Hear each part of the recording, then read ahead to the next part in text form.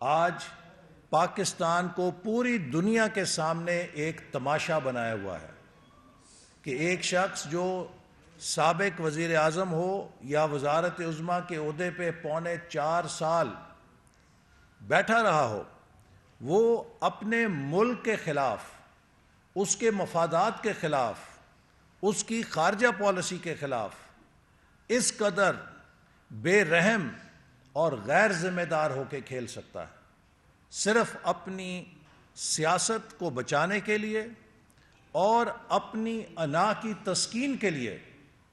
اسے یہ لحاظ نہیں کہ پاکستان کا آئین کیا ہے، اسے یہ لحاظ نہیں کہ پاکستان کے ادارے کیا ہیں، اسے یہ لحاظ نہیں کہ پاکستان کی خود مختاری کیا ہے، اسے یہ لحاظ نہیں کہ پاکستانی ریاست کے کلیدی مفادات کیا ہیں۔ وہ ایک ریکلیس ڈرائیور کی طرح، جیسے کہ کوئی نشے میں ریکلیس ڈرائیونگ کرتا ہے، جیسے کوئی غیر ذمہ دارانہ ڈرائیونگ کے نتیجے میں کبھی ایک چیز کو گاڑی مارتا ہے، کبھی دوسری کو مارتا ہے، کبھی تیسری کو مارتا ہے، ایک نشہ آور ڈرائیور کی طرح عمران خان بھی اپنے سیاست کی گاڑی کبھی آئین سے ٹکراتے ہیں، کبھی قومی اداروں سے ٹکراتے ہیں، کبھی پاکستان کے کلیدی مفادات سے ٹکراتے ہیں، کبھی پاکستان کی خارجہ پالیسی کو نشانے پہ لیتے ہیں، اور کبھی ملک کی داخلی سلامتی اور استحکام کو نشانے پہ لیتے ہیں۔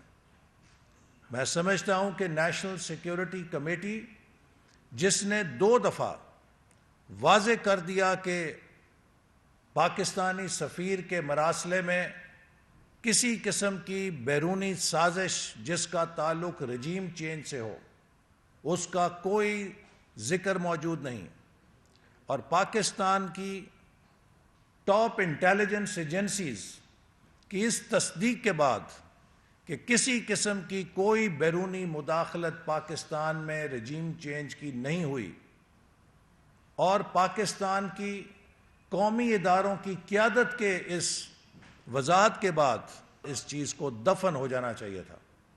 لیکن عمران خان صرف اپنی ناکام سیاست کو زندہ رکھنے کے لیے وہ مسلسل پاکستان کے مفادات سے کھیل رہا ہے۔ میں یہ بات کئی دفعہ کہہ چکا ہوں کہ پاکستان نے اگر خود مختاری کو بچانا ہے، دفاع کرنا ہے، اگر پاکستان نے دنیا کے سامنے ایک مضبوط ملک بننا ہے، تو اس کی پہلی شرط مضبوط معیشت ہے۔ Strong economy is strong Pakistan, اور اسٹرانگ اکانومی تب ہوگی جب پاکستان دنیا کی معیشت کے ساتھ جڑے گا۔ پاکستان دنیا کی معیشت سے کٹ کر مضبوط معیشت نہیں بن سکتا۔ ہمیں فورن ڈائریکٹ انویسٹمنٹ چاہیے، ہمیں اپنی مصنوعات کے لیے بین الاقوامی منڈیاں چاہیے۔ ہم نے پاکستان کو نہ کیوبا بنانا ہے، نہ ہم نے پاکستان کو شمالی کوریا بنانا ہے۔ ہم نے پاکستان کو ملیشیا، ترکی، ساؤتھ کوریا، چائنا، ان کی طرز کے اوپر ترقی دینی ہے، اس کی معیشت کو مضبوط کرنا ہے۔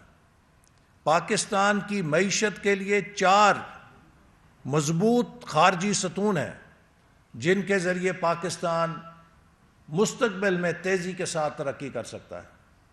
پہلا ستون چین ہے، جس کی سرمایہ کاری کے بغیر، جس کے تعاون کے بغیر ہم معاشی طور پر تیز رفتار ترقی نہیں کر سکتے۔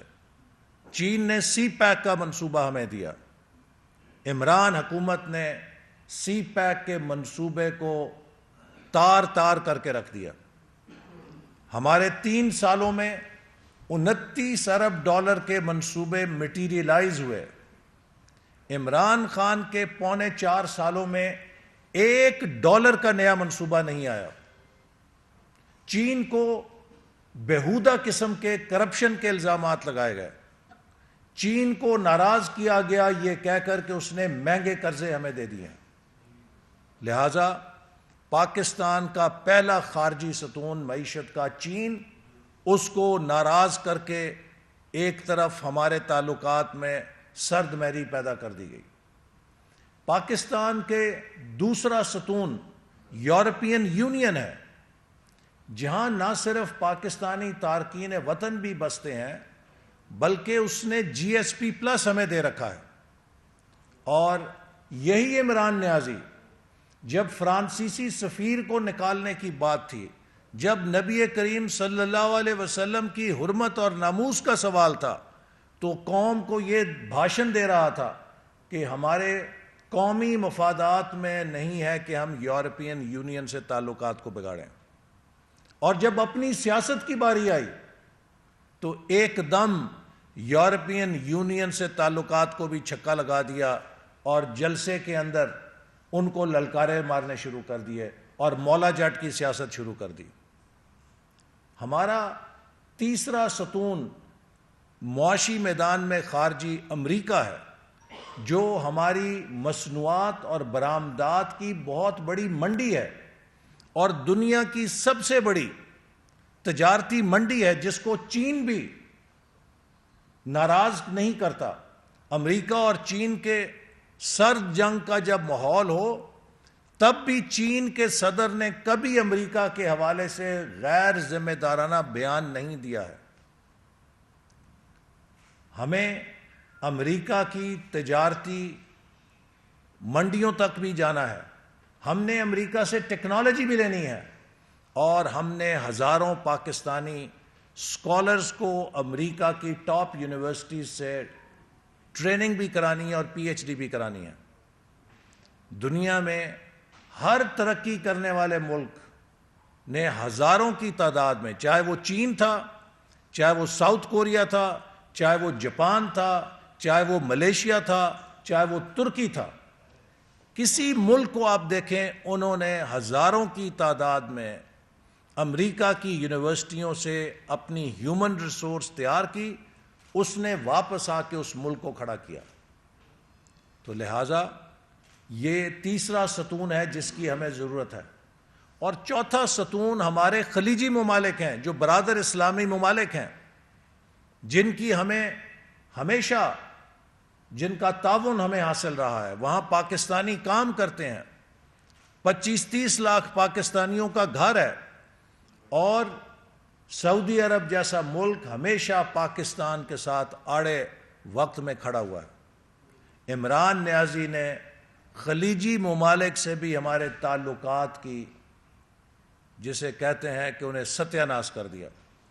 جب آپ ان ملکوں کے سربراہوں کے تحفوں کو بازاروں میں بیچیں گے، جنہوں نے آپ کو اپنا بھائی بنا کے ایسے تحفے دیے ہوں کہ جو ایک اپنے لیے لیا ہو اور دوسرا اپنے بھائی کے لیے لیا ہو، تو جب یہ پتہ لگے کہ وہ بھائی صاحب نے تو مارکیٹ میں آپ کا تحفہ بیچ دیا ہے، تو ان ملکوں پہ کیا گزرتی ہوگی؟ پاکستان کا کیا امیج رہ گیا ہے؟